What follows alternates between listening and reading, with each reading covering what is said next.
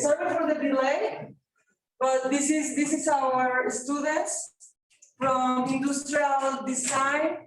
It's also fashion design, multimedia, and graphic design. Then thank you to be connected, or also thank you Jorge Gomez. You told me that you can understand Spanish, right? Más o menos. Okay, just because it's important to have also this session in Spanish, because it's something that will be shared for Latin America.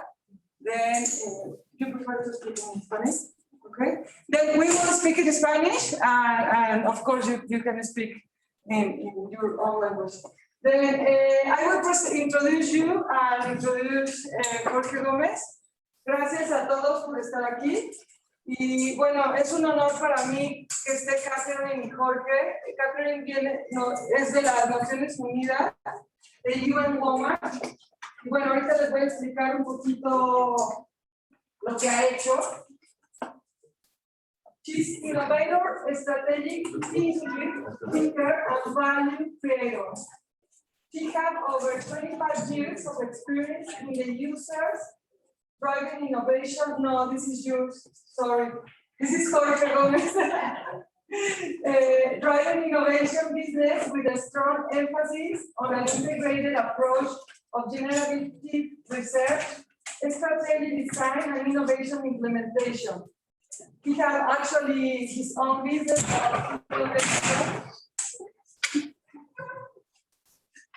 Specialized in strategic foresight and business opportunities identification.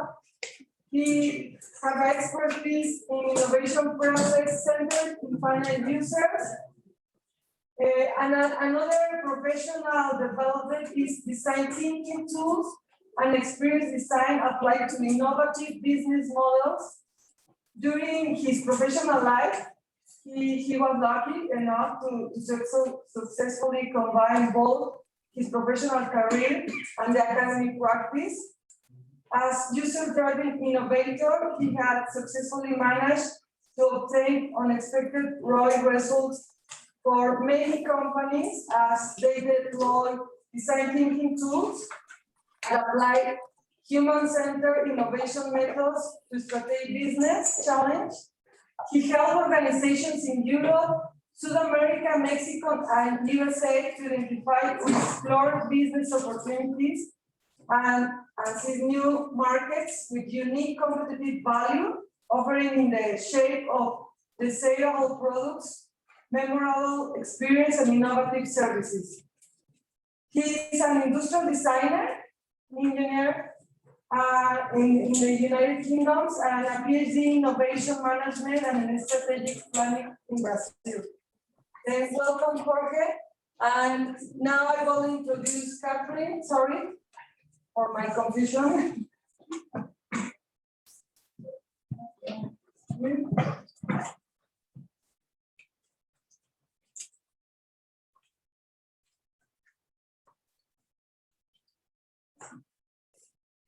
Catherine Roberts is a global consultant on issues of gender, safety, and urban development and governance.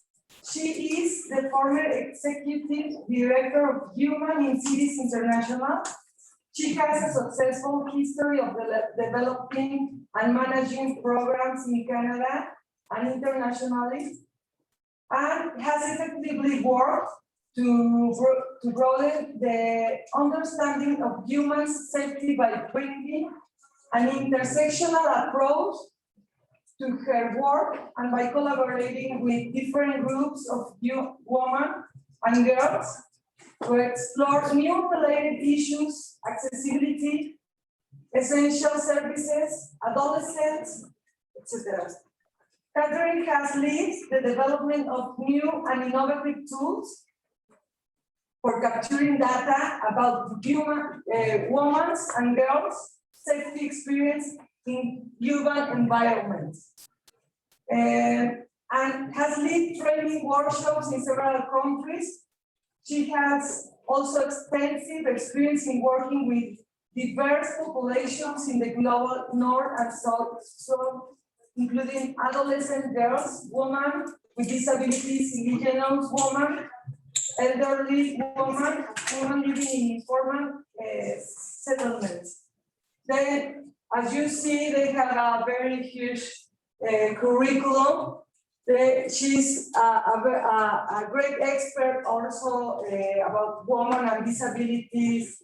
Then for us in Mexico, Catherine, it's a topic, a very hard topic, and hot topic also. Then thank you to be here to share with us your experience. Who will start, Catherine? Okay, then. Yes, first. We will start with her for 10 to 50 minutes. She will present some of her work. And after that, Jorge will talk about also something related to Mexico and violent for peace. And we will have some discussion and questions. Then I will switch to Spanish because this is for the students. Piensen en preguntas, ¿no? Es muy importante aquí porque son mesas de discusión y lo más importante es que ellos están aquí para poderse resolver. Muchos de ustedes ya han colaborado y trabajado en investigaciones relacionadas a la discapacidad, inclusión, y creo que van a poder salir aquí una discusión muy rica, ¿no? Entonces, then, Catherine, please, I will allow you to share your screen. Just Thank one you. second. Okay. Could you now?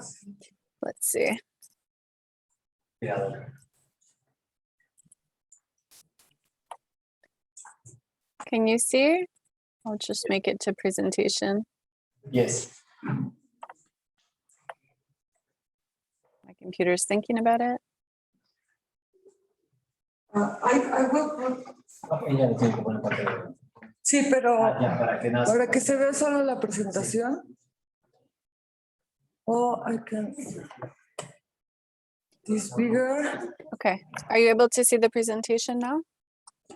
Just one second. Por favor, silencio, porque de por sí la pantalla es pequeña. Por favor. Yes, thank you. If you can make it bigger. I put it as full. We see your notes. Okay, so you see my next slide. full screen. Full screen, yeah. Yeah, I put it to slideshow. So hold on, let me see. There you are. Hey. No te preocupes. Ahorita no sé. Because usually when I do to present, that's what I do. At the bottom category, yes, that's right. Yeah, that one. Yeah. Hang on, I don't know why my computer is very slow today. Fine. It's coming.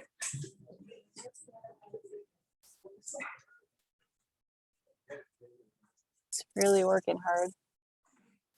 It's the same thing. Do you see my notes again? Yeah. I don't know.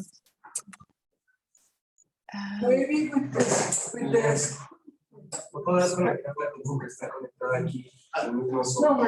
Duplicate slideshow. Here, is that better? I did from slideshow.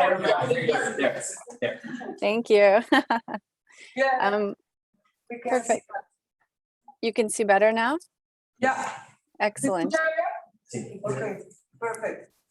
So I'm going to be speaking in English. If I speak too quickly, which happens sometimes, please just tell me to slow down. Thank you very much for the invitation to be here with you all today. I'm going to be speaking about a program that we have at UN Women called Safe Cities and Safe Public Spaces, which is one of UN Women's global flagship initiatives.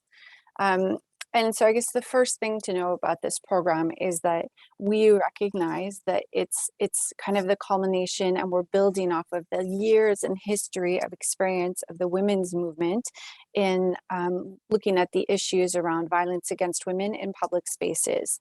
So maybe you've heard of things like the Take Back the Night marches and things like this that have happened from, you know, the decades past in the 60s and 70s, which is kind of the start of some of this. And then the other things to note is that really we try and look at this from a very integrated approach. So looking at programming, but also at policy and looking at the issue of sexual harassment, which has been really underexplored in the work more generally on violence against women. And so really trying to kind of close that knowledge gap that we have around that, and also acknowledge the importance of looking at that as a barrier really to women's right to the city and to different public spaces. So of course, we use a human rights-based approach to our work.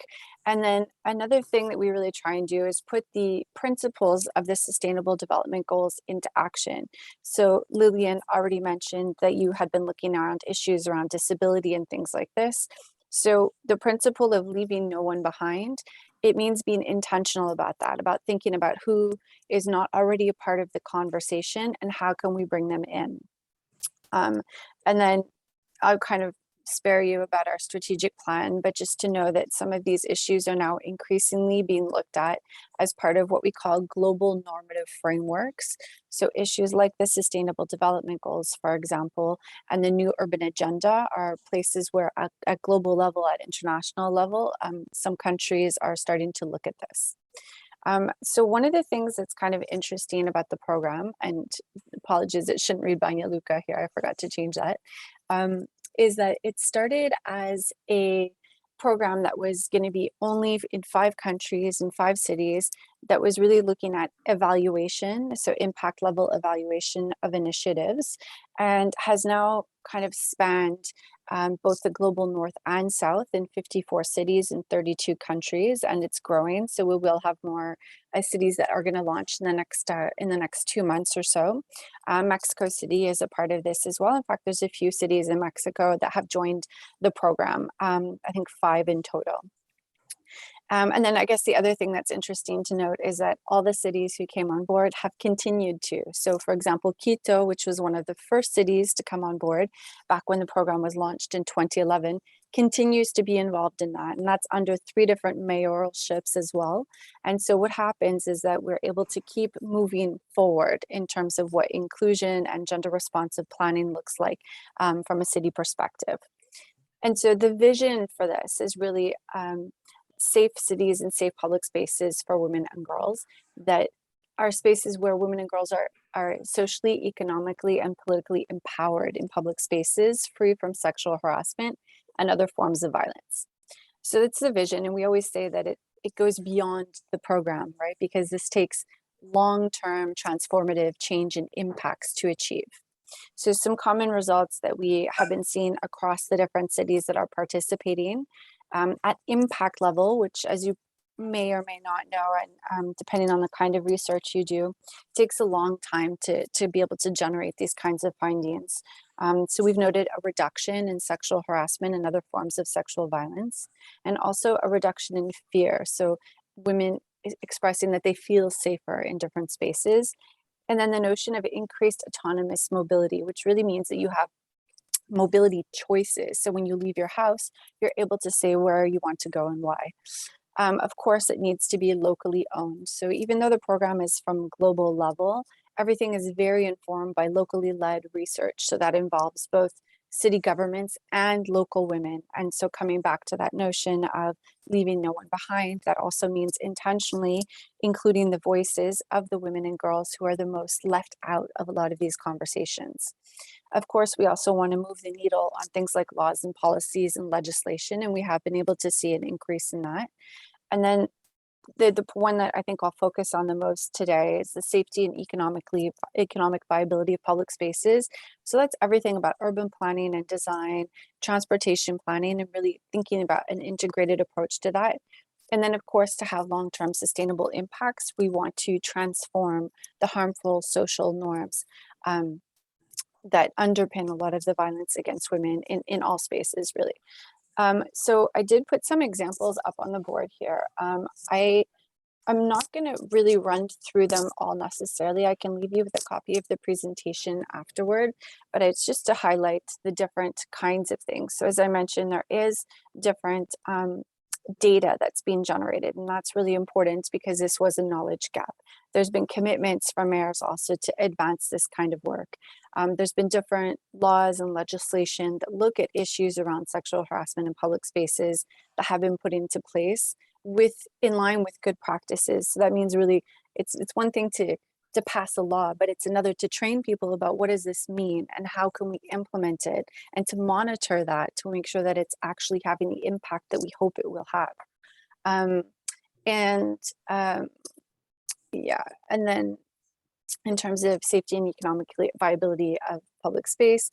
So this is kind of interesting because now we're seeing also the connection with other movements. So for example, the green cities movement, right? So of course we're facing a climate crisis. So how can we bring together the programming around climate smart initiatives with safe cities for women and girls, and kind of bringing those elements together? So thinking through the social impacts as well as the green impacts of the things that are being put into place. So in Cairo, they introduced a rapid bus transport system that was meant to cut CO2 emissions, but that also integrated gender responsive approaches to make sure that it would be widely used also by women and girls, and who would feel safe and empowered in using that.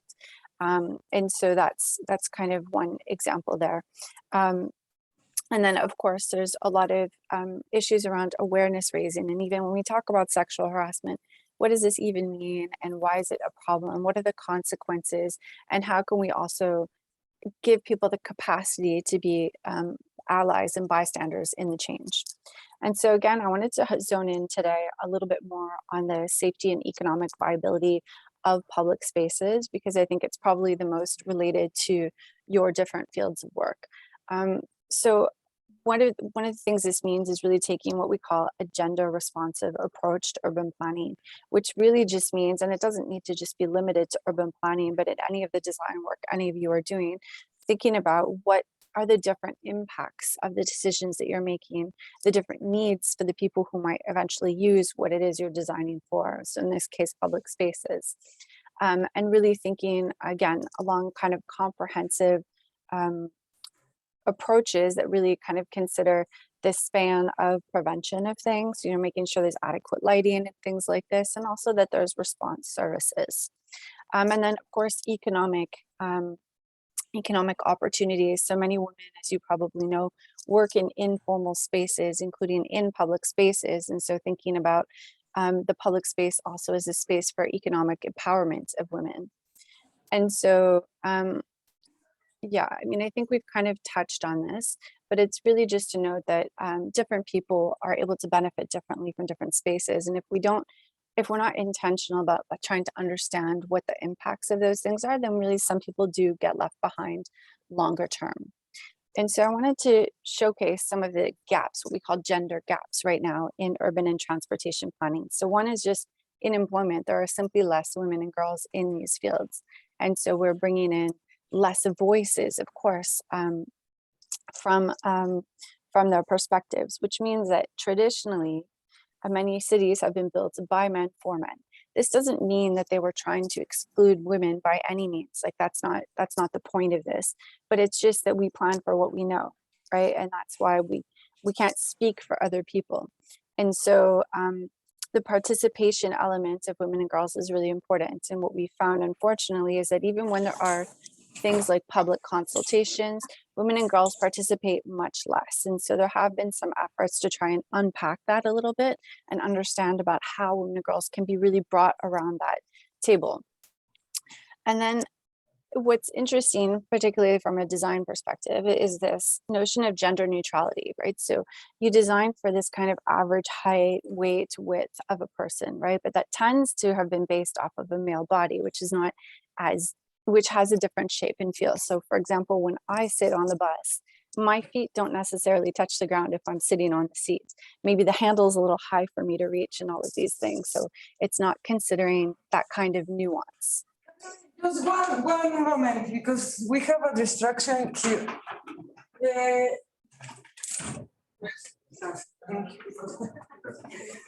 Sorry, Catherine. Not I to don't know worry. if we can take 1 minute for some question, maybe to have this time. ¿Alguien tiene alguna pregunta para Catherine? O por lo menos han ido entendiendo un poquito de lo que está hablando. Sí, sobre todo la parte de la, bueno, de la reducción que ha tenido a nivel global. Yo creo que esta parte estadística que puede compartir UN Woman en el sitio, para todos los que están haciendo research, ¿no? Acerca de violencia es muy importante. Entonces, we can continue, and at the end, we will continue the discussion. Thank you, Catherine. Okay, sure. And so, yeah, and so another example of when of kind of gender gaps is the reproduction of gendered stereotypes and norms. So even about who can use public space. So there's this whole movement in India, for example, where it's not very acceptable for women to just be in public space, to just loiter. So really just kind of take up space in public space without buying something or going somewhere or being having a purpose for being there. And so there's kind of different forms of exclusion. So one is spatial. So of course, like actual barriers to being accessing different spaces. So probably you've heard about the Paris proposal of a 15-minute city, for example, which would require changing zoning that would make, access to work and different services closer to home. Of course, there's social exclusion, again, who can do what in public space, and symbolic exclusion. So things like who are streets named after, or if they're statues, are there statues of women too, or is it primarily men? So these are some kind of basic forms. And so I wanted to highlight some examples of practices that have been put into place. So in Quito, they designed a whole metro system with a gender responsive approach. And so to take it a little bit further, what that also meant was that they trained the workers, including construction workers, on why it's important to consider women's distinct needs. Why is it important to consider safety and sexual harassment in transportation as well? And so then they also introduced a new protocol that would address that issue, and then provided training to all the different workers, including transit operators, on how to uphold that. Vienna is kind of like the classic example of a city that's done this. So it has gender mainstreaming as a policy throughout its urban planning since the 1980s. And it's interesting because they keep going a little bit further. So one example is looking at cemeteries, right? Which seems like something that we would just not think about. But if you look at who would actually go to cemeteries and use those spaces, a lot of it was older women who would go, and then there was not things like benches or flowers or shade for them. It can also be used for crime reduction strategies. So in Cape Town, for example, an urban upgrading of a particular area that included design of safe pedestrian routes and things like this actually reduced crime levels and violence levels within that. And then another example is things like public toilet design. So probably you all know that when there's a lineup of things, of toilets, there's usually more women who are waiting for a line to access the bathroom.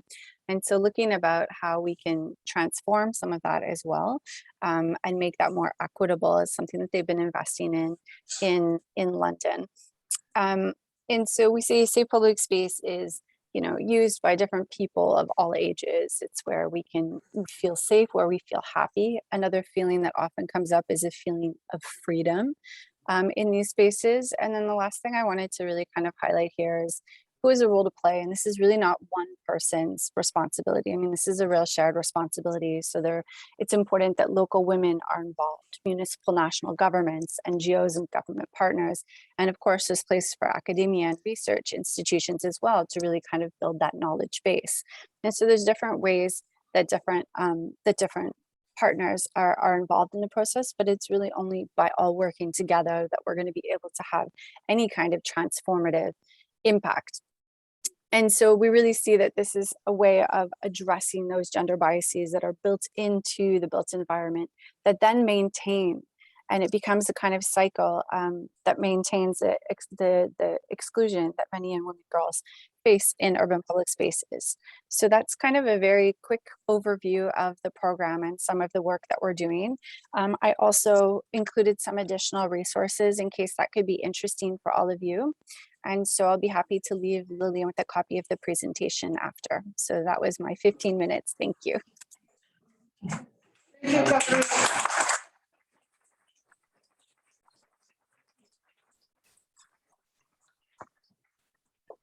Thank you, Catherine. We will have 15 minutes about Jorge.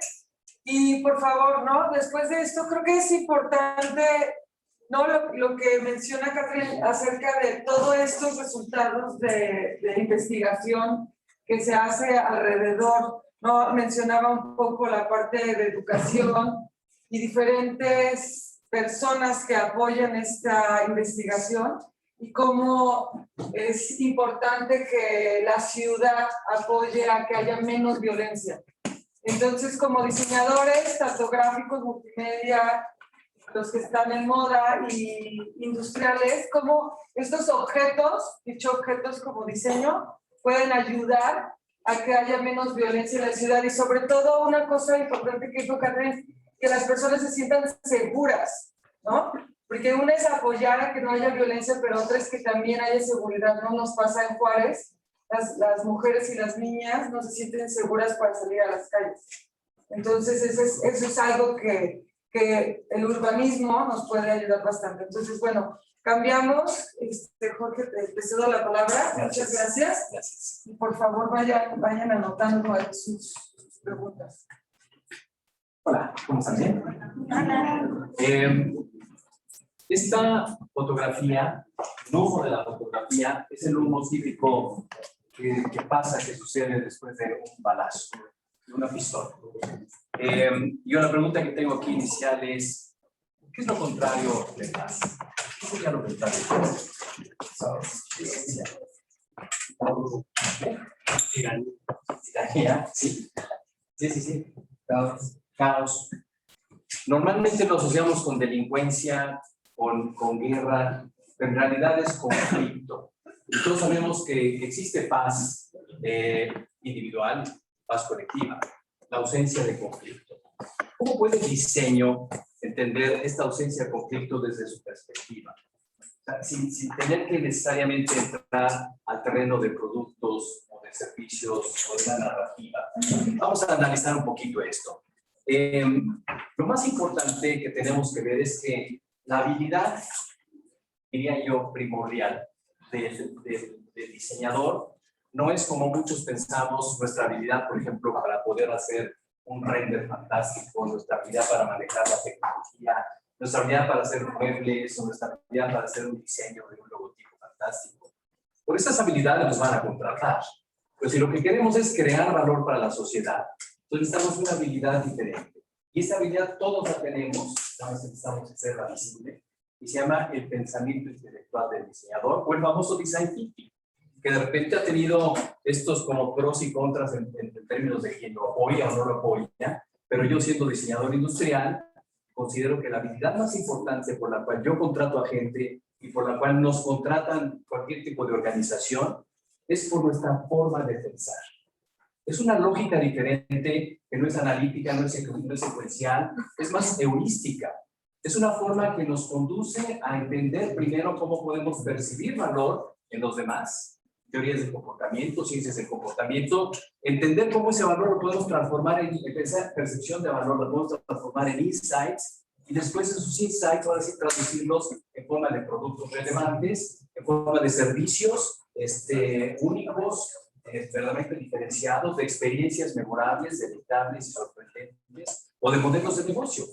No estamos nada alejados de ninguna de estas cosas. Entonces, llamamos las Power Skills del futuro, que es un futuro que ya estamos tocando, de hecho, a estas Power Skills que tienen que ver con la lógica intelectual de pensar del diseñador, el design thinking.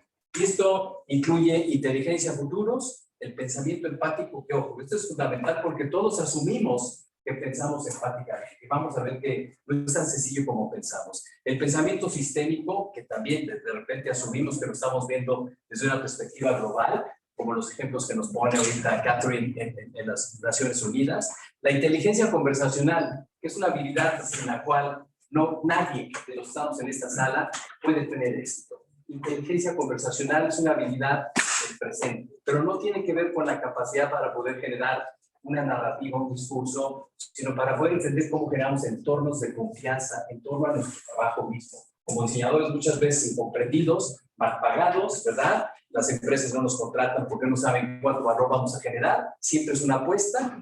A través de la inteligencia conversacional podemos cambiar completamente, radicalmente ese escenario, digamos, poco práctico para nosotros. Inteligencia colectiva y finalmente vivir valores a través del diseño de experiencia. Veamos un par de ejemplos de todo esto. Hace unos años, aquí en la Ibero, después de que se eligió presidente de la República, Enrique Peña Nieto, surgió este movimiento, no sé si algunos de ustedes lo recuerdan, estaban muy pequeños, pero yo soy 132. Y en este movimiento, muchos estudiantes de su edad, en ese entonces, salieron a las calles a manifestarse en contra de cómo se había elegido el gobierno de Enrique Peña Nieto. Una situación de conflicto seria. Porque aparte los estudiantes de la Ibero no son asociados con los estudiantes, son como ustedes, no son asociados con los estudiantes de la UAM o de la UNAM, o sea, tipo más porros o más, ¿saben?, más activos en ese sentido. Supongo que son estudiantes con cierto nivel socioeconómico que les permite protestar desde otra frontera. Sí. Estos estudiantes, nos queríamos hacer un experimento en ese entonces y hicimos diseño para la paz, en ese entonces le llamamos nosotros, de la protesta a la propuesta, utilizando herramientas del design thinking. Juntamos a 3 personas yo soy 132, juntamos a 3 personas de diferentes movimientos, mujeres activistas, gente de Televisa, asesores de Enrique Peña Nieto. Él no quiso aceptar nuestra invitación. Pues aquí una excelente oportunidad para poder enfrentarse con ellos y decirles, no quise decir eso en mi ponencia que hizo el Ibero hace 9 años, ¿no? Había diferentes grupos. Y entonces entraron a la sala y créanme, la tensión era, se podía cortar por el cuchillo. Yo cuando vi esa tensión en la gente dije, ¿qué demonios estamos haciendo aquí? Esta es una situación de conflicto que basta una chispita para que se encienda, ¿no? Una situación de conflicto verdaderamente latente. ¿Cómo solucionamos esto? La idea era generar de esta protesta propuestas en donde pudiéramos entender si estas herramientas que les comento del design thinking sirven para resolver ese tipo de situaciones o no. Porque la experiencia que teníamos era lo que estaba sucediendo en Singapur en ese entonces. Si quieren entender cómo el diseño o el design thinking afecta positivamente a la sociedad, estudien lo que se ha hecho en Singapur. Un país que hace 35 años tenía un Producto Interno Bruto más bajo que el México, con problemas de transporte peores que los mexicanos en ese entonces, de vivienda peor que en México, Producto Interno Bruto, ya lo dije, la educación era tercera, país más pequeño que el estado de Jalisco, con problemas muy serios, inclusive con agua contaminada en su río y cosas de esa naturaleza. Y en 35 años, y lo dice el primer ministro de Singapur, se convirtieron a partir del design thinking, con estas estrategias de design thinking, en la 5ª potencia mundial. Sus sistemas educativos considerados los 3 mejores de todo el mundo. El agua potable es de primero, el río Singapur, que atraviesa la ciudad, se puede beber directamente de ahí. Sistema de vivienda considerado uno de los mejores de todo el mundo. El transporte es primermundista, 100%. 35 años solamente. El Producto Interno Bruto es 5 veces de nuestro país. Design puesto en práctica en impactos de esa naturaleza. ¿Cómo lo hicimos? Primero, entendamos que hay diferentes tipos de problemas. Y a veces nos enfocamos en un problema, hay que diseñar una silla, hay que diseñar un nuevo logotipo, hay que diseñar un espacio público. Y la realidad es que tenemos que entender el origen del problema. ¿Por qué el design thinking nos ayuda en esto? Por lo siguiente. Tenemos problemas simples que conocemos de dónde viene el problema y cuál es su solución. Posiblemente no tenemos recursos económicos. Tenemos problemas complejos en donde entendemos de dónde se origina el problema, pero no alcanzamos a visualizar la solución. Problemas complejos en donde no entendemos el origen, pero sí alcanzamos a ver la solución. Y problemas muy complejos como el de Singapur que les acabo de comentar. Y si entendemos esto, de la protesta a la propuesta, vamos a entender que no sabía la gente que estaba ahí en ese workshop, ¿verdad? Que duró 4 horas, el origen del problema. O sea, ¿para qué estamos aquí? O sea, ¿cuál es el problema? Pero sí todos visualizaban una solución. Y la solución en términos muy generales es todos querían un mejor México. Nada más que desde diferentes perspectivas. Y todas válidas. Entonces nos pusimos a trabajar en pequeños grupos de 3 personas, o 4 personas, no recuerdo, pero con diferentes representantes, porque porque una mujer activista es poderosa, pero 3 mujeres juntas activistas no las puedes hacer, de verdad, es demasiada dinamita y es mucha pólvora. Y evidentemente había que poder entender, digamos, empáticamente diferentes perspectivas desde ese punto de vista. Entonces, lo primero que hicimos fue entender esta capacidad que tenemos los diseñadores de poder utilizar algo que llamamos imaginación creativa. ¿Recuerdan la canción de John Lennon, Imagine, no? Básicamente, esta posibilidad de imaginar este mundo diferente es una posibilidad que todos tenemos. Y no solamente es poético, es real. La imaginación es, en los diseñadores, visualización creativa. Es una posibilidad de imaginar el futuro y anclarlo. Veíamos nosotros esta cuestión de perspectiva que veíamos como una inteligencia de futuros, como una habilidad de los diseñadores deseable ya en este nueva era, vamos a llamarle, y que va a incrementar su importancia conforme ustedes vayan terminando sus estudios. Entonces, esto lo traducimos en imaginación creativa o el poder de la visualización. Imaginemos esa solución que queremos. Y todos lo hacemos cuando diseñamos algo. Nos lo imaginamos enseguida. Entonces, es cuestión de trabajar en esta imaginación, en estos grupos con, decía yo, perspectivas en conflicto. La idea de eliminar el conflicto. Segundo, generar empatía. Como dice María Mariscal, la empatía es la única ideología capaz de cambiar el mundo. Pero no es una empatía como el otro día estaba viendo un programa de televisión y la comentarista decía, hace unos años con respecto al temblor del 19 de septiembre, pero del 2017 que tumbó, ya saben, muchos edificios, todos, y mucha gente aún no recupera sus viviendas. Y si yo empatizo con todos ellos, pero viviste esa situación, te tocó vivir una tiendita de campaña, llevar a tus hijos a la escuela, comprar el agua, no te almacenabas, prácticamente esa experiencia. No, entonces esa empatía, que es más bien como compasión o sentir lástima, es la empatía que llamamos emocional y afectiva. Nos hace seres humanos, nos hace sentir por los demás. Bien, qué bueno. Pero no es la empatía que necesitamos los diseñadores. Los diseñadores en el mundo del diseño, si queremos diseño por la paz, necesitamos empatía cognitiva. Esa empatía, no sé si recuerdan una caricatura de una persona que está viendo un número 6 pintado en el piso y hay otra persona que está del otro lado viendo un 9. Y entonces dice, es que es un 9. Y el otro dice, no, es un 6. Esa empatía cognitiva nos permite a nosotros entender la perspectiva de la otra persona desde su marco de referencia, no desde el nuestro. Porque podríamos darle la vida y decirle, sí, es un 9, está bien. No, si fueron 4, es la empatía cognitiva la que nos permite realmente incrementar esta capacidad de vivir, no solamente ponernos en los zapatos de la persona, sino caminar el camino junto con esas personas, ¿no? Entonces, la empatía cognitiva es justamente algo que tenemos que trabajar porque no se logra básicamente, no es psicología tampoco, tiene que ver con el comportamiento, con aspectos antropológicos, con aspectos etnográficos, cosas que el design thinking hace, por ejemplo, y que a veces nosotros en una investigación nos concentramos en identificar solamente necesidades obvias. ¿Sí? Por ejemplo, tiene una silla nueva, la necesidad obvia es que el fabricante necesita vender más, y el diseño puede ayudarlo. La necesidad obvia es que tiene que ser ergonómica para que yo me sienta confortable y a gusto. Pero las necesidades emocionales, las necesidades tácitas y latentes, solamente las entendemos con interacción directa con los usuarios, con etnografías. Es una habilidad de design thinking también. Y por último, para resolver el problema de la protesta a la propuesta, utilizamos el poder de la inteligencia colectiva. ¿Sí? Ya lo decía Bill Moberich, el cofundador de IDEO hace algunos años. La evolución centrada en la inteligencia colectiva se convierte en una red de valor. Queremos atacar un problema complejo, no lo vamos a poder hacer solos. Lo tenemos que abordar desde diferentes perspectivas y trincheras. Y es justamente esa inteligencia colectiva lo que hizo posible que de este grupo, decía yo, salían chispas después de las 4 horas del workshop, hasta la fecha sigue el grupo trabajando. Iniciativas muy poderosas. Una de las cuales da origen en ese entonces al movimiento 50+1, no sé si lo conocen, de mujeres, 50+1.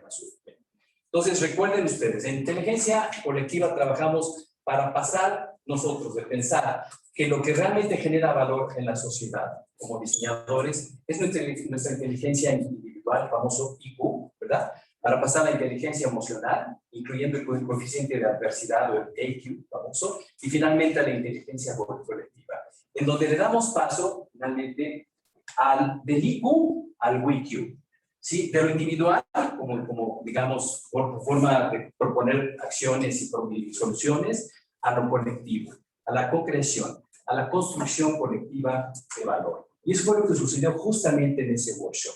Tenían ellos que trabajar en conjunto para generar propuestas, partiendo de las propuestas que se tenían.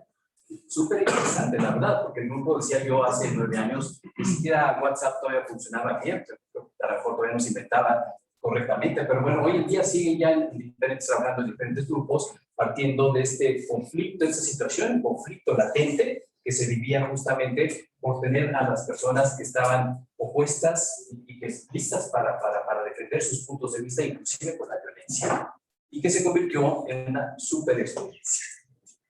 50+1, inteligencia colectiva, un grupo que tiene ya más de 3,000 miembros en México, en algunos países en Sudamérica. Es mexicano el grupo, con María Elena Orantes como presidente, y hay empresarias, por ejemplo, la presidenta de BMW, Isabel Potosí, hay senadoras, hay gente realmente de muchísimo valor. Y este grupo tenía un problema con muchas organizaciones sin fines de lucro. ¿Cómo le hago para subsistir económicamente? Ya nos cansamos de pasar el sombrero y que nos den los donativos en un país donde el altruismo, donde la filantropía no es propia de nuestra cultura. O sea, porque no tenemos dinero para comenzar, ¿no? Para estarle dando dinero a un grupo que no sabemos si los resultados van a ser efectivos o no. Y pensamos que te la den las Naciones Unidas, ¿no? O la Fundación Bill Gates y Bill y Melinda Gates, o no sé, o sea, que te lo den ellos. Entonces, a través del Design Thinking, hicimos un workshop nuevamente con algunas de las dirigentes de 50+1, y partiendo de todo el workshop completo, o sea, empatía, insights, soluciones, ya saben, todas estas cosas, generamos varias propuestas bien interesantas. Ella las sentaron, yo solamente facilité. Una de las cuales no solamente es una gran propuesta, sino que les da dinero. Se diseñó, hay cada parte del diseño que uno considera, pues se me dice Celso Forte que diseño yo esta cartilla, la diseño, porque soy diseñadora gráfica y porque hago las cosas muy bonitas. Pero lo importante es el concepto, el entender cómo podíamos nosotros generar recursos económicos para un movimiento como 50+1, que defiende mucho de lo que dijo ahorita Catherine, exactamente. La violencia, digamos, de géneros, niños, etcétera, todas estas cuestiones relacionadas evidentemente a las mujeres, y un grupo que estamos apoyando con muchísima fuerza nosotros desde nuestra organización.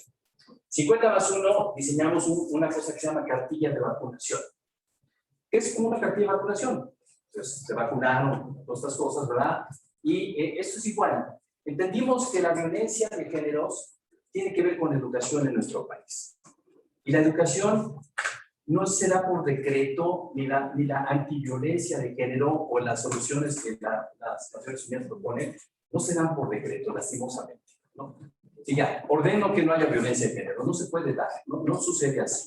Entonces, esta cartilla de vacunación se le vende, se le pide un donativo a las empresas para que ellos tengan, digamos, como una cartilla de vacunación que te van poniendo sellitos de que ya tienes la vacuna contra el tétanos y contra la fiebre no sé cuáles, y tuberculosis. Aquí tienes vacunas para niños, para mujeres y para hombres. Dentro de tu organización, todos tienen que estar vacunados.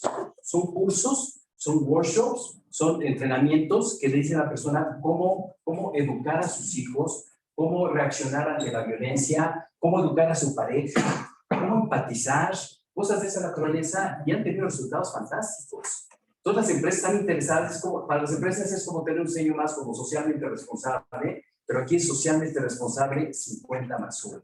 Entonces las empresas dicen, sí, dame una, ¿no? Entonces están consiguiendo recursos económicos vendiendo estas cartillas y están haciendo un bien a las organizaciones porque además ellas promueven estos cursos antiviolencia, antigénero, digamos, progénero igualitario, y está teniendo mucho éxito. Para un ejemplo típico de Design Thinking, porque creo que ya llevo a los 15 minutos, en África, digamos en Nairobi, en la capital de Kenia, la aldea que está a unos 2 kilómetros donde está este pozo de agua, es una idea familiar de cómo funcionan el diseño de estas cosas de Design Thinking. Tenemos esta situación que hasta la fecha existe. La gente tiene que caminar 2 kilómetros a donde está un pozo para bombear agua 50, 60 veces del río que viene abajo, del manto acuífero que está abajo, y llenar sus recipientes, ¿sí? En las Naciones Unidas hay también un movimiento que se llama Blue Helmet Innovators, del cual algunos formamos parte hace un tiempo, ¿sí? O sea, innovadores del casco azul, voluntarios. Trabajamos pro bono para hacer cosas de esa naturaleza. Y entonces, aquí estaba un Blue Helmet Innovator observando esta situación, ¿verdad? ¿Qué hago para facilitar? Pues porque pueden ver ustedes, las mujeres pues no están fuertes, hay que bombear 50, 60 veces, es un trabajo físico bastante considerable.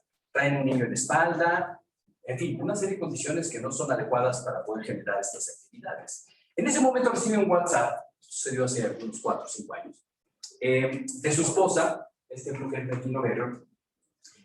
La esposa, pues claro, está diciendo, pues mi marido está allá en África, está trabajando, pero le manda una foto a su hijo, diciéndole, mira, aquí está Marito, lo que decía la semana pasada. Nuestro hijo, Tim, el de la camiseta azul, no le gusta subirse al carrusel. Él es de los que empujan el carrusel y así se divierte más. Se ve que ha metido una plática sobre eso. Y de repente, digo, ¿qué tiene que ver esto con estas otras cosas? El famoso efecto Medici, nuevamente una herramienta de design thinking, en términos de ideación disruptiva. Esto más esto da como resultado, ¿por qué no hacemos un carrusel donde los niños jueguen todo el tiempo y al darle vuelta a ese carrusel se suben, lo empujan, lo que sea, bombean el agua? El agua sube por un tinaco que está ahí atrás, ¿verdad? Ese cubo que se ve amarillo y se almacena en un contenedor que almacena, pues, literalmente miles de litros. Cuando llega la persona, la mujer, a por agua, pues sucede esto que está aquí. Solamente abre la llave, 2 o 3 cubetas en 2 o 3 minutos, sin un esfuerzo. ¿Sí? Bueno, sin un esfuerzo físico considerable. Pregunta, ¿se resolvió el problema? ¿Sí o no? ¿Quién dice que no? Levanta la mano.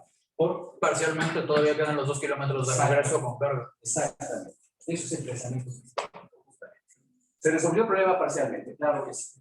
Pero sucede esto, ¿no? Ahora tengo que regresar por mi cubeta, que fue muy fácil, de abrir la llave y listo. Ahora, ¿qué hago? Me la pongo en la cabeza y llego con el cuello atrofiado. Son 2 kilómetros. O, peor todavía, o sea, bueno, aquí ya se ahí está la solución. Lo llevo con las manos o como burro, con un palo y pues, cada cubeta pesa 20 kilos con el agua. Entonces, realmente sí es complicado caminar 2 kilómetros en estas condiciones. Y algo que no es ajeno a nuestro país para nada. Lo vemos en algunas zonas rurales periféricas. Pues, ¿por qué no pensar entonces en esto? O sea, en lugar de esa parte, ¿verdad? De tener que cargar los recipientes, ¿por qué no las jalamos o los empujamos en contenedores? Y nuevamente, la situación, esta aldea tenía problemas económicos muy serios. Entonces, cuando este grupo de innovadores deciden hacer esto, hicimos con Adrián y yo en allá, estos contenedores, pues, o sea, son cilindros rodeados de un plástico y permiten acarrear, pues, varias cubetas de una sola vez, ¿no? Tan sencillo que hasta los niños lo pueden hacer. Se pueden empujar en terrenos planos, se pueden jalar con 1 o 2 personas en subidas, ¿no? Pero ha evolucionado tanto este sistema que básicamente hoy en día el modelo que tienen es un modelo de exportación, por increíble que parezca. Es muy fácil el llenado y la dosificación del vaciado a través de un sistema que tienen. Tiene un filtro de carbón activado, lo cual permite que el agua esté prácticamente potable, lista para ser bebida cuando llega a la casa ya. Y finalmente tiene un sistema antipaludismo para evitar que los mosquitos se concentren en la boquilla del contenedor. El design thinking y el pensamiento sistémico nos permite justamente eso, pensar de esa forma. ¿Qué otras cosas se añaden a este problema que teníamos de bombear el agua? Y era justamente posiblemente el más difícil de todos. Y esto da como solución, fíjense, todos los beneficios. Los niños pueden jugar en un playground, en un parquecito que antes no tenían, ¿verdad? Ahí pueden jugar. Al mismo tiempo hacen que el agua suba y lo que facilita que las mujeres que van allá llenen sus recipientes rápidamente. Y por último, les permite a los habitantes de esta aldea, evidentemente con una inversión, generar estos tambos, vamos a llamar, estos contenedores, se hacen rotomondeado, las horquillas que son de aluminio o de acero inoxidable, otros las ensamblan y venden entonces sus productos. Los venden a otros países africanos, los venden a países del sur de Asia e inclusive tengo entendido que están comenzando a vender en algunos países latinoamericanos, generando un beneficio económico muy interesante en la región. Pensamiento sistémico, el producto en sí es una parte de todo este complejo mundo de pensamiento sistémico que se da a través del design thinking. Y bueno, no sé si tenga tiempo para un ejemplo más. Sí, justo estaba viendo. Ok. La paz, pongo aquí, no solo se promueve entre países, regiones o grupos sociales. La paz es ausencia de conflicto. Y en todos lados hay conflictos. En una casa, en una empresa, en cualquier organización. Entonces, BMW no era la excepción de esto. BMW, fíjense, la planta San Luis Potosí es la planta más grande y de mayor tecnología de todo el mundo. En que ensambla, produce BMW, carros BMW. Entonces, nos llaman a nosotros porque tienen una idea de design thinking para poder entender cómo resolver el conflicto. Básicamente lo que querían era, ¿cómo hacemos para que los mexicanos vivan los valores como si estuvieran en Alemania? Y había una gran rotación de personal también al mismo tiempo, porque cuando los entrenan, esto digamos, la fábrica tiene andando unos 3 años, 2 o 3 años, y nos fuimos hace como 5. Tenían como 1000 empleados que estaban siendo entrenados para trabajar en sus líneas de producción, lo que decían. Pero una vez que terminaban su entrenamiento, se iban. Entonces, la de recursos humanos nos dice, no entendemos, y no sabemos si nos pueden ayudar, ¿por qué se van? Bueno, ¿saben a dónde se van? Dice, sí, ya sabemos. Se van aquí a General Motors, una planta que está aquí a 2 kilómetros. Y le digo, ¿por qué se van a General Motors? Pues yo, para mí es de mayor prestigio trabajar en BMW que en General Motors, según yo. Y dice, sí, claro, para todos es, pero allá les ofrecen 10% más cuando traen su diploma de entrenamiento de aquí. Entonces digo, no tienen problema, ofrézcanles el 10% más y listo, se quedan con. Ese es el problema, dice, porque no sabemos si nos puedes ayudar o no. Lo que queremos es que estas personas vivan la pasión por la marca, al igual que se hace en Alemania, en Brasil y en China. Porque sé que van a ganar más, decía la recursos humanos. Mucho más en menos de un año que lo que les ofrecían nosotros. Pero tienen que vivir esa pasión por la marca. Interesante problema. Entonces, el reto era este, ¿no? Reducir conflictos entre sí, vivir los valores de valor y generar sentido y propósito, incrementando la pasión por la marca. Eso es lo que sucede como resultado, lo que aparece ahí, que es un centro de vivencias, de experiencias, digamos de liderazgo, porque finalmente fue así como de solución de conflictos, era básicamente. El método es el mismo que les he comentado, es Design Thinking, identificación de necesidades tácitas y latentes de los empleados, etnografías internas, insights, ideación, prototipaje, validación. Implementamos Design Thinking en BMW, es la única planta en todo el mundo que tiene Design Thinking como parte esencial de sus labores, y el diseño de experiencias de vida y prototipaje de roles para evitar conflictos. Ejemplo, entrevistamos a Herb Borer, que no quería, tipo, ahorita gracias a Dios es una mujer mexicana la que es presidente de BMW, en ese entonces era Herb Borer, y nos da 15 minutos, cuando ya vienen 30 minutos, y nos dice así, en mal humor, yo lo que quiero es que se resuelva que los mexicanos vivan los valores como los alemanes. ¿Qué consiste eso? Bueno, no lo dijo así, pero básicamente. Para él decía, si una pregunta es un mexicano, si es responsable, dice que sí. Y luego a la mera hora resulta que no es tan responsable. Y entonces yo le pregunté a los directivos y a los contadores, decían, no soy responsable 100%, soy 150 responsable, 150% responsable. Pregúntale a mis empleados. Todo lo cumplimos, todo lo hacemos a tiempo. Entonces hicimos un pequeño experimento, entre otras cosas, en donde hicimos un workshop con un especialista sobre valores y sobre responsabilidad. Entonces empezó a decir y toda la gente estaba súper entusiasmada.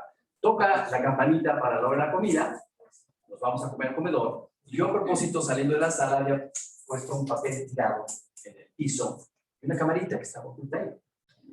Entonces, salen platicando, contentos, estaban entusiasmados, van haciendo en el pasillo rumbo al comedor y va pasando encima el papel. El primer alemán que pasa aquí, platicando con un mexicano, agarra el papel, hay un bote de basura cerquita, lo pone y sigue platicando como si nada. En la tarde que regresamos de la comida, les pasamos ese videíto y les dijimos, ustedes pasaron encima del papel y lo vieron, lo voltearon para abajo, porque no lo recogieron. Entonces, decía, pues no es mi responsabilidad, Jorge. O sea, seguramente a la señora Aseo se le cambió y va a venir, se le cayó y va a venir al ratito y lo recoge. Entonces, voltea la mano, entonces, ¿por qué tú sí lo recogiste? Dice, pues es que me extraña mucho la pregunta, Jorge, porque es como si yo llegara a mi casa y encuentro un papel tirado, ni modo que diga, vieja, papel tirado, niños, papel tirado, lo recojo y lo pongo en la basura, no pasa nada, es un desgaste. Y para mí esto es como mi casa. No era que alguien estuviera correcto o incorrecto, no. Simplemente lo importante era entender los valores de la vida. Entre otras cosas, entrevistamos a un muchacho, Javier Álvarez, de los que se iban a ir ya, un chavo millennial ahí con 2 hijos, y que me confiesa a mí cuando le digo, pues no quería hablar conmigo, no, me ignoró completamente. Él era de los últimos de la línea, pero yo estaba en un banquito ajustando el torque de una rueda. Y entonces, no quería hablar conmigo. Ya que me iba, porque no me pelaba, me dice, Jorge, y me dice, Jorge, ¿te puedo hablar de tú? Ya me dijiste que te puedo hablar de tú. Sí, me puedes hablar de tú. Mira, ok, sí te voy a contestar tus preguntas. Ven tantito para acá. Ya, como un 85, flaco y mal encarado todo el tiempo, de mal humor. Y entonces me dice, te voy a decir por qué me voy allá a nosotros.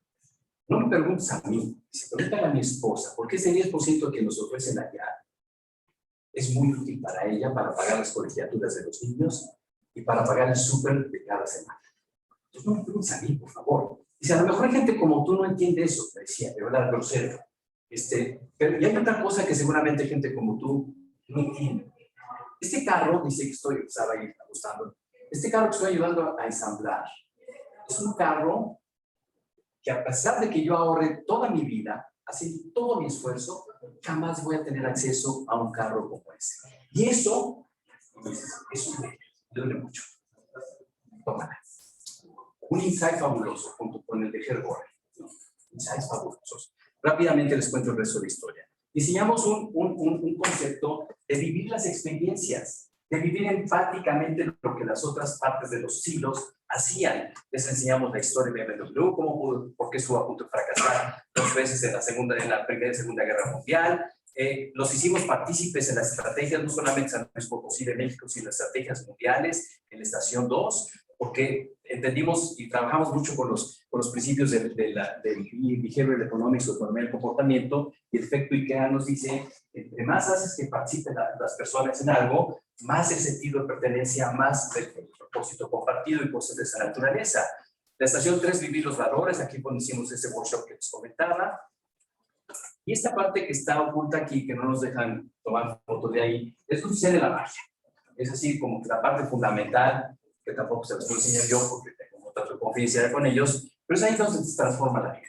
O sea, viven esta experiencia en 8 estaciones, 7 son incluyendo una design thinking, y luego regresan a esta última sala, esta es la 5, entender y vivir las diferencias entre inteligencia individual y inteligencia colectiva, la 6, entre eficiencia y excelencia operacional, la 7, vivir experiencias de design thinking como una transformación del concepto mental, mindset, básicamente, y luego la 8, que es en donde se ve esto que les comento, ¿no? Y básicamente lo que pasa allá dentro es lo siguiente. La gente aprende a crear entornos de confianza, entornos empáticos de confianza. Todos tenían algo en común cuando los entrevistamos antes. Todo el mundo tiene que vivir esta experiencia, todos los empleados. Directivos, hasta el último que llega, no es una inducción, es un curso. Es una vivencia que tienen que hacer una vez cada 6 meses, ¿sí? O una vez al año, dependiendo de su nivel. Pero bueno. Y entonces, en estas, lo importante es que ellos definieron como uno de los principales miedos del trabajo, y que cuando hablaban de si hacían sus cuotas y por qué se entregaban con todos los departamentos, etcétera, era por miedo, básicamente miedo. El entorno que predomina en las empresas es de miedo. Entonces, aprenden a transformar ese entorno de miedo a un entorno de confianza a través de inteligencia conversacional y las herramientas que hemos visto justamente. Entonces, esto es justamente lo que hace la diferencia. Pasar de un estado mental de estabilidad, donde yo hago lo que tengo que hacer y entro en conflicto con quien tenga que entrar para cumplir con mis objetivos, a un estado mental de crecimiento, donde salgo de mi zona de confort, llego a la zona de temor, la enfrento, entro a la zona de aprendizaje y finalmente termino mi zona de crecimiento. Es esto. Carol Dweck escribió un libro que se llama Growth Mindset, Mindset de crecimiento. Y es fantástico porque es exactamente lo mismo. Y eso lo vivimos allá en esta estación número 8. Resultado, rápidamente, el BMW. Por lo cual acabo. Este muchacho, Javier Álvarez, se quedó a insistencia mía 3 semanas más. Dije, ya se iba a ir. Dije, dame chance, dame a mí la oportunidad de formar. 3 semanas más. Y se decidí quedarme 2 meses más. Convencí a mi esposa. Lo vi hace como año y medio y me contó todas estas historias. Dice, entonces te comento, porque Una de las soluciones que propusimos para evitar conflicto, recuerden, la paz es la ausencia de conflicto, era entre silos, entre departamentos que se echaban la culpa a unos otros porque pasaban cosas, el promover en silos en conflicto a un trabajador del silo en conflicto como el trabajador de la semana. Entonces, por ejemplo, Javier ahora estaba en manufactura, tenía conflictos con los de auditoría. Entonces, los de auditoría tenían que nominar a alguien de un departamento en conflicto. Todos nominaron a Javier Álvarez, porque era realmente brillante. Cuando les pregunté por qué lo nominaron, decían, este chavo no solamente acaba bien su trabajo, lo hace muy bien, lo hace muy rápido, sino siempre se da tiempo, acaba antes que los demás, se da tiempo para pasear por otras áreas y nos va diciendo sus insights, o sea, nos va diciendo, ¿por qué no le bajas aquí esto, haces esto, vas a ser más rápido, esto y todo? Tiene buenísimas ideas y las dice sin ningún afán de criticarnos, al contrario, para ayudarnos. Sin duda es el empleado de la semana. Y como empleado de la semana, en lugar de ponerse un cuadro como en McDonald's del empleado del mes, le dieron, exactamente, le dieron un carro. Le dieron acceso a un carro. Sí, los millennials, en realidad no quieren ser propietarios en términos generales de algo sin tener acceso a. El acceso consiste en lo siguiente, y no cualquier BMW, no crean que un BMW es usado, no, una camioneta, BMW está de Alemania para probar ciertos baches en México y todo. Javier, esta BMW la vas a usar tú un jueves y la tienes que revisar el próximo martes, con dos condiciones. Está asegurada contra. O sea, la primera condición es que llegues a tu casa y no la metas al garage y le pongas una cadena con 7 candados para que nadie ni la vea. No, no, no. Todo lo contrario. Queremos que vivas la experiencia. Pues llegues a tu casa, le estacionas, si la rayas y le bajan las llantas, no pasa nada. Está asegurada contra todo. Así que no te preocupes de nada. Lo que queremos es que vivas la experiencia. El fin de semana llévate a la familia, al perro, saca la nafre y va a ese día acá por la Huasteca. O va a hacer el partido de fútbol. Invita a los amigos, viva la experiencia. Y la segunda condición es que el martes que traigas fotos para que las compartamos a todos y ver de qué forma podemos hacer algo que inspire a los demás. Lo hizo Javier, la gente se inspiró, era contagioso ver eso. Yo quiero la siguiente. Empezaron a eliminar conflictos entre silos, entendiendo que prácticamente se podía lograr.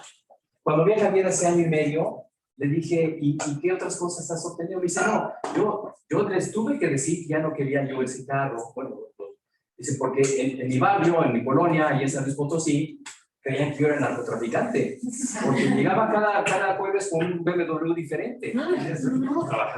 Tú eres un narcotraficante, o sea, ¿cómo le haces para tener carros así? Y les formaste los explicar. Entonces empecé a aprender otras cosas, viajes.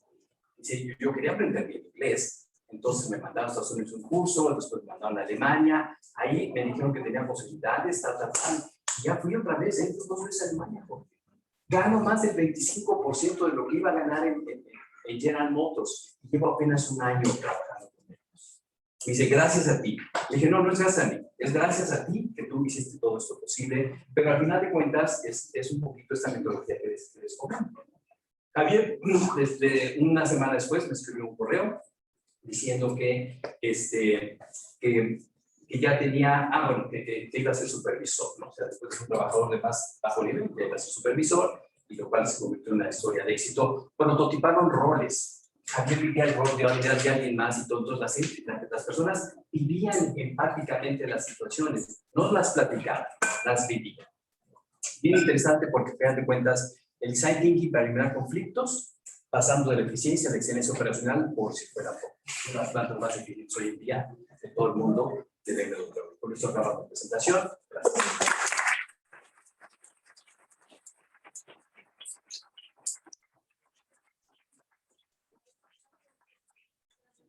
Muy interesante lo que nos traes aquí, creo que van a salir bien inspirados.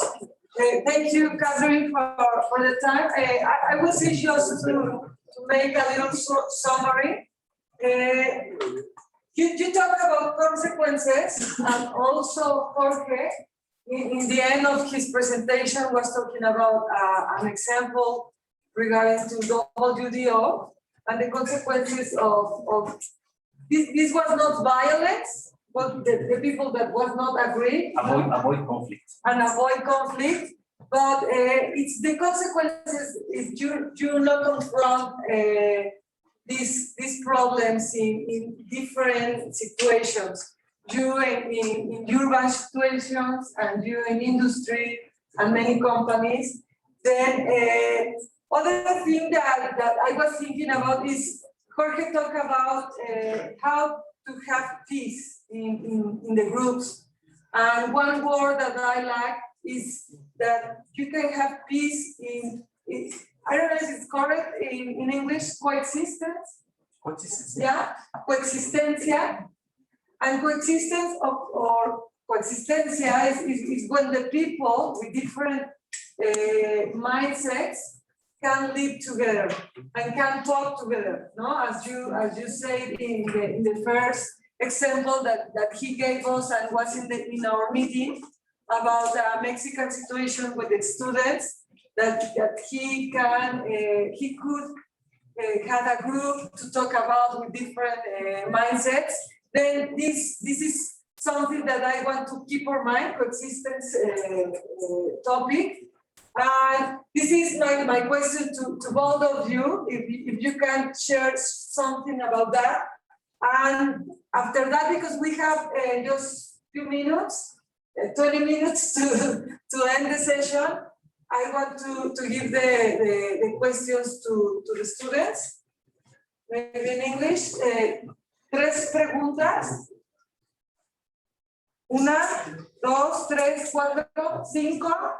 Bueno, Si quieren que la hagan en español, si no hablan inglés. las hacemos al hilo, ¿no? Para que puedas tener 10 minutos para responder y 10 minutos para responder y sacar Al la menos, ¿no?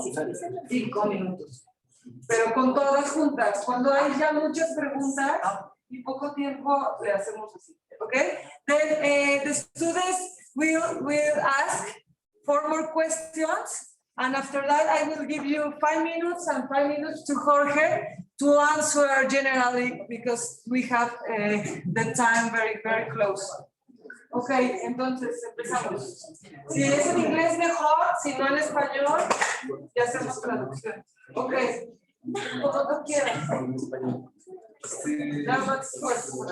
A ver, chicos. Al principio de tu presentación hablas de los insights, incluso das esta palabra, el fabuloso insight.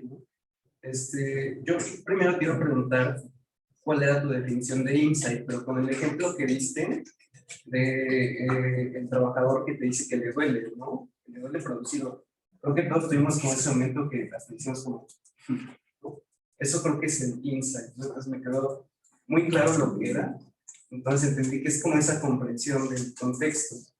Entonces yo quisiera saber cuál es tu definición de contexto. Okay. Seguimos con las preguntas. Contexto, this was to Jorge, Catherine. El siguiente. ¿Tú? This is a question for Catherine. You made a very valid point regarding natural surveillance, which I think is related to societal norms. You mentioned lighting and vegetation as a way to have clear lines of sight. How do you know where to draw the line between natural surveillance and man-made surveillance to prevent something like a surveillance state by police related to, for example, what's happening in Iran right now, or here in Mexico, we have the C5 crime prevention system, which is a social joke. How do you draw the line when someone proposes something that carries more risk than reward? Ok, la siguiente. Ok, mi pregunta es en parte a Jorge y en parte general para todos. Yo estudio multimedia y en multimedia y en narrativa en general, el conflicto no es visto como algo necesariamente malo. Quería que me ayudaras a expandir esa definición porque en narrativa lo único que hace que este balance es entonces no sé si esta ausencia de conflicto sea la paz. De hecho, en mi vida yo no busco el final, yo busco superar, ¿no? Y la general es, this is a general question for both of us, you, and I think, and I don't want to fall in this pessimism, in which I think all these solutions could be really specific solution for a big systemic problem. And I just want to know how would you suggest us to give bigger solutions or more systemic solutions to a small problem like the water one.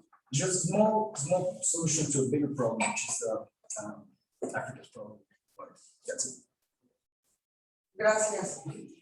Había una última, eran dos más, ok. Si quieres, bájatelo para último. Yo tenía dos dudas.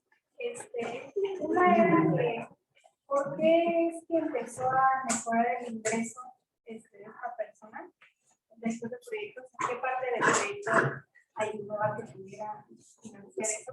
Y que si ese tipo de beneficios pues era en general, obviamente pues cualquier trabajador de podría ganar como sus beneficios, pero no consideraron chance de subir como el sueldo. O sea, de ahí tengo esa duda. Great. Okay. One more. This was to Jorge. Igual es para Jorge. Okay. The final question is to Jorge. Sorry. So why don't Catherine starts Yeah, answering? okay. Y terminamos contigo y con esa pregunta. Okay. Then, if you can answer those questions that were for you, and after that, Jorge will end with the other three questions. Sure. Thank you for your questions and for engaging. So on the question of natural surveillance and kind of balancing, what about when people come up with solutions that you know are maybe not ideal? I mean, some of this is a process. When we talk about safety, it's true that sometimes people, their first reflection is to say more cameras and more police. And we know that's not the kind of society we want to move towards, right? And so you know, it takes time sometimes to kind of talk them down from that and have what we call a more comprehensive approach to things. And of course, none of us want to live in a surveillance state. So the notion of natural surveillance, which really comes out of studies from kind of the 50s and 60s, is that there's other people around you. So if there's street vendors or people who are, you know, hanging out in a park or in their balconies at their windows, but it feels like people are around to kind of know what's happening. And so it's actually a quality of a good public space typically because it's a place people want to spend time in. And so that's something that's very kind of present on streets in communities and things like this. And so you don't end up with as many, like it becomes a natural form of making people feel safer, that natural surveillance that you have. And so that's something for sure that we want to think about, including in the way that we plan spaces. So how do we plan spaces that are spaces people want to use? So not just kind of transit through, which is why this whole idea of multi-dimensional spaces, you know, where you can work, where you can play, where you can purchase something, access a service and live, you know, that's when it becomes places that people want to pause. It's more of a neighborhood kind of feeling. And you know, part of those things, of course, is the crime prevention through environmental design, issues around lighting and vegetation and things like that, that can encourage people to want to spend a bit more time, but also programming of that space. So what can we do here? And so really kind of thinking about it, you know, from a 24-hour perspective as well too, I think is really pretty critical. And then I think the other question that was addressed to me is, you know, without being pessimistic, but how do we move beyond this, some of these, you know, solutions which can feel like a band-aid solution in a sense, what we call a band-aid solution, which is not addressing the underlying causes, but really just making some small changes. Is that, if I understood it correctly, that's kind of what I saw. I love this question because, you know, as someone who works on issues of violence and things like this, I mean, my objective is to eliminate my job, right? So no one should have to work on these issues because we'll have just solved it. And so of course, what that means is we're all working towards something that's much more transformative, you know? We can't talk about necessarily things like transformative change, you know, in piecemeal. And so we really do have to think in that systems kind of way of how do we then implement change. And so, I mean, a lot of that just really starts by really basic things. So one, naming the problem, right? So we know there's an issue around things. We know that some people are left more behind. Then we need data and research to support that, right? Because that's the evidence that then we're generating. And now we're starting to kind of document a process. And then, yes, we do often pilot what we call piloting things at smaller scale, But when we can invest in evaluating results, which is not something that happens as much as we should, then we're also generating a new kind of evidence base about what works. And so around prevention and things like this, there is quite a substantial evidence base that's now been developed that then can inform policy and systems change, you know. And so that means also not working in silos, but really bringing together different sectors and perspectives to make sure that we're acting in a holistic way. And so that is actually a systemic change that we need to put in place an enabling environment to have the systemic and transformative impacts that we want.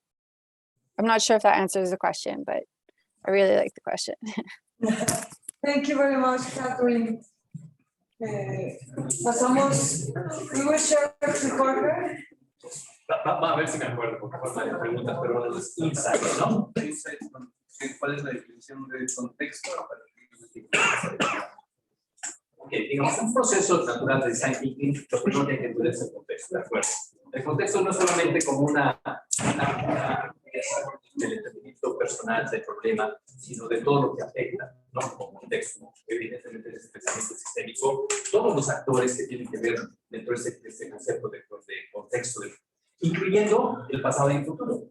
No solamente el contexto presente, sino cronológicamente, cómo se resolvió este problema antes, forma parte del contexto. Y lo más importante, cómo pensamos que se puede resolver en el futuro, porque se hace un análisis de tendencias, prospectivo. Por eso decía yo, la inteligencia de futuros es una habilidad imprescindible en todo diseñador hoy en día. Entonces, eso es lo que te da el contexto. Y de ahí obtienes insights que evidentemente... También, evidentemente, hay otros mapas de empatía, de afinidad, etcétera, con los cuales puedes obtener tu insight. Insights son revelaciones, son hallazgos que son inusuales, que fíjate, es una cosa bien interesante esta, que de alguna manera nos hacen pensar de forma diferente porque desafían nuestras creencias personales y nuestros modelos mentales. Y los modelos mentales es el peor bloqueo que podemos tener los diseñadores. Un modelo mental son cuestiones que se nos alimentan desde pequeños, ¿verdad? O sea, imágenes, percepciones, creencias personales, que el sistema educativo va alimentando y nutriendo en todos nosotros. Y es la única forma que entendemos de que así funciona el mundo. Es la manera que tenemos de resolver problemas. Y esto, evidentemente, la manera de resolver problemas no es la única. Un insight desafía justamente los modelos mentales, porque genera sesgos cognitivos. Es importante por eso trabajar colectivamente, porque es dificilísimo, casi imposible, que nosotros individualmente entendamos cómo desafiar nuestras creencias personales. No lo podemos hacer, colectivamente sí lo podemos hacer. Entonces, esto es básicamente la respuesta a lo de los insights, ¿sí? Me faltó otra que, perdón, Pau. Ahorita Sí. vamos a ir responder las demás. Creo que había otra que siguiera, no recuerdo. Acá atrás que era lo de lo del trabajador, ¿no? Que si los demás también ganaban igual y todo. Claro, cada vez que eran ellos, digamos, no era un incentivo económico. Aquí se trabajó con algo que se llama salario emocional. El salario económico es una cosa y el salario emocional es lo que hace que la gente se quede, sobre todo en estas generaciones nuevas, en una empresa más tiempo. Evitamos la rotación de personal generando soluciones de salario emocional, que evidentemente se acompañan con salario económico cuando vas obteniendo logros cuantitativos que generan valor para la organización. Javier resolvía tantos problemas que ahorraba mucho dinero y lo pudimos cuantificar. Entonces, gente como Javier, que podía resolver problemas, recibía estos incentivos económicos, pero no era el principal. El principal era el salario emocional, el incentivo emocional. Es que más de mi duda viene de que parece que el punto del insight que dio fue acerca de que estaba, pues no teníamos la motivación como para la empresa y tener todas las cosas de la empresa. Esto porque decía, por una frustración hacia la falta de movilidad económica, ¿no? Entonces, en ese caso, darle como premios, por así decirlo, pues puede servir como esperanza de movilidad económica o, por ejemplo, en el caso de ese ejercicio. No, te pregunto a ti, ¿cómo te llamas, perdón? Vale. Vale, te pregunto a ti, si tuviéramos que definir la necesidad, o sea, ¿qué necesitaba Javier? O sea, le mandan a un tipo como yo, que quiere hablar con él para entender por qué si quieres cambiar de trabajo. Y Javier me contesta una serie de cosas como las que les comenté. Dime tú cuál es el insight de Javier Álvarez. ¿Qué necesitaba Javier en ese momento? o en esta primera etapa desde su periodo emprendedor? ¿Qué necesitaba Javier? Dime. En esa primera etapa, yo diría que estaba como que Dime, ¿qué necesita Javier? Así, ¿qué necesita Javier? dinero para mantener. Eso es lo obvio. Eso es lo obvio, eso no es un insight. Los insights no son obvios. Los insights son cosas escondidas. Javier necesitaba reconocimiento. Javier necesitaba que lo valoraran, porque sabía mucho más que los demás. Javier necesitaba otras cosas que son emocionales. Y esos son los insights que nos toca a nosotros descubrir. Pero no de eso viene justo, por ejemplo, cuando tú te haces un muy buen trabajo y entonces puedes subir de puesto. ¿Así? Eso muchas veces viene automáticamente con que te dan más dinero por el puesto que haces tu trabajo, todo eso. Pero repito, son incentivos que vamos a llamarle obvios. Es por lo que firmaste el contrato. Cualquier proyecto tiene, digamos, resuelve necesidades obvias, y si es un muy buen proyecto y quieres generar valor, resuelves necesidades que no son obvias, que no eran obvias. Voy a tener que parar aquí la conversación. Pero faltaba una pregunta aquí. Sí, no, vamos a continuar. Quedan 2 minutos. Hay media hora entre una y otra. Entonces, vamos a terminar con estas dos. ¿No? ¿Están pegadas? ¿Cuánto la Sí. misma? Sí, pero la otra discussion table es en 30 minutos, ¿no? Entonces, acabamos con la respuesta de la tuya y los reconocimientos a Catherine. Just 2 minutes to...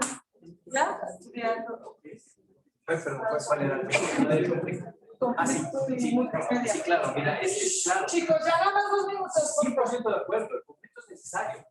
Los seres humanos tenemos conflicto, si no, no se genera lo que llamamos el estado mental de crecimiento. Si no, ante la ausencia de conflicto está el estado mental de estabilidad, la homeostasis, que es biología pura. O sea, los seres humanos, cualquier organismo vivo, cualquier organización requiere conflicto, sí, se llama conflict management. Cuando hablaba yo de conflicto, justamente el conflicto al que me refiero es el que genera violencia y un resultado de injusticia a alguno de los actores. Ese conflicto es el que se puede resolver con todas estas cosas.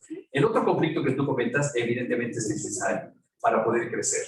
Y si usan narrativas, claro que sí, en historias éticas, hay un conflicto y se resuelve, etcétera, por supuesto. Y nosotros, como seres humanos, pensamos en situaciones de conflicto y de enfrentarnos justamente eso para eliminar muchos temores, miedos, fobias, evidentemente crecer. ¿Cómo dice que eran los dos nombres? Es conflict management, así se puede entender justamente el tipo de conflicto que se requiere o que puedes promover, o sea, yo promuevo conflicto en mis trabajadores, en mi gente, o la ausencia de conflicto cuando sabes que alguien va a salir lastimado. Conflict management. Listo. Y la última pregunta. Hola, porque quería preguntarte un poquito más de cómo ingresas estas metodologías de design thinking a una empresa, porque a lo mejor digo, estamos hablando de BMW, ¿no? Es una empresa internacional que probablemente tiene ya una estructura en todos sus sistemas. Se aplica a cualquier tipo de organización. Sí, pero me refiero más allá de eso, o sea, ¿cómo? ¿Qué pasa cuando tienes, digo, al final estamos hablando de México, ¿no? O sea, una sociedad un poquito no acostumbrada a ese tipo de rectitud, ¿no? Con los alemanes. ¿Qué pasa cuando te enfrentas con estos bloqueos, esta resistencia por parte? O sea, digo, entiendo que muchas veces el diseñador está hecho para la parte de resolver, ¿no? Somos resolvedores, ¿no? Pero mucho, y que a veces no nos catalogan de esa manera, sino como creadores. Cuando empezamos a aplicar una metodología a través de la empatía, por ejemplo, lo que dice ¿cómo luchas, cómo integras contra esa resistencia que puede tener? Porque igual no puede funcionar, ¿no? Igual uno no haber funcionado. Lo primero es entender, digamos, los retos normalmente, un conflicto, un problema, siempre el primer paso es traducirlo o transformarlo en reto. El reto comienza con una pregunta, es ¿cómo podríamos? Muchos retos comienzan cómo podríamos entender los factores culturales, emocionales, cognitivos y sociales de tal grupo, de tal persona, por el fin de tal. Entonces, tus acciones, las que vas a llevar a cabo, tienen que ver con entender el factor cultural.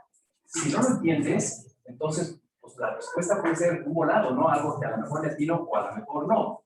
Entonces, el factor cultural evidentemente es clave. Ahora, esto aplica desde BMW o Cenex, que tenemos, Barrier, hasta salones de belleza de cero. Por ejemplo, aquí no estamos algo, hay un salón de belleza, una charla.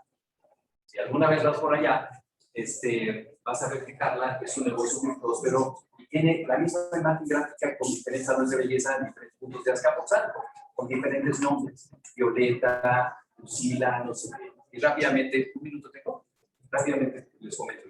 Esta chava Carla era una chava de origen bastante humilde, pero muy inteligente. Entonces, ella quería estudiar ciencias computacionales. Su familia no lo podía pagar. No podía pagar ni siquiera el transporte para la universidad pública. Tenía que trabajar. Y Carla comenzó trabajando en el salón de belleza de su tía, que se llamaba Carla, su tía también se llamaba Carla. Y costeó su carrera, cortado el cabello, viernes, sábado y domingo. Y terminó su carrera con honores, la mejor en la UDN, allá mismo. Sí. Costeó su carrera, terminó con honores, y es tan buena Carla en ciencias computacionales que Wolbach la contrata prácticamente al día siguiente y se graduó. Entonces Carla tiene ese conflicto. Tiene un salón de belleza que es como su hijo, que le dio de comer, y tiene el puesto que es muy bueno de Wolbach, ¿no? Es el IT, pues muy bueno. Carla dice, pues hay que hacer lo que hizo todo el mundo, hay que empoderar a los empleados, ¿no? Porque las empleadas lo que hacían era, me voy de aquí, me llevo a clientes y abro mi propio salón de belleza. Fracasada, los hablas de belleza. Entonces Carla tiene que ser, ¿qué hago? Porque se me están yendo los empleados, no sé qué. Realmente estoy aquí, porque cada vez da una conferencia como esta, bueno. Porque Catherine had to leave the session. She has to go. Okay, Catherine, nice seeing you. Thank you very much for sharing all Thank this. you very much, Isa. Thanks to all of you for including me. It was so lovely. Recognition diploma by email.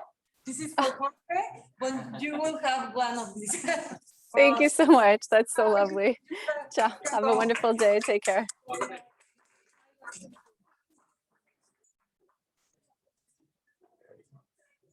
Sí, ya si quieres cierra el concepto y ya. Bueno, básicamente, para terminar con el proceso es exactamente el mismo. Platicamos con las empleadas, eran 12, no trabajaban.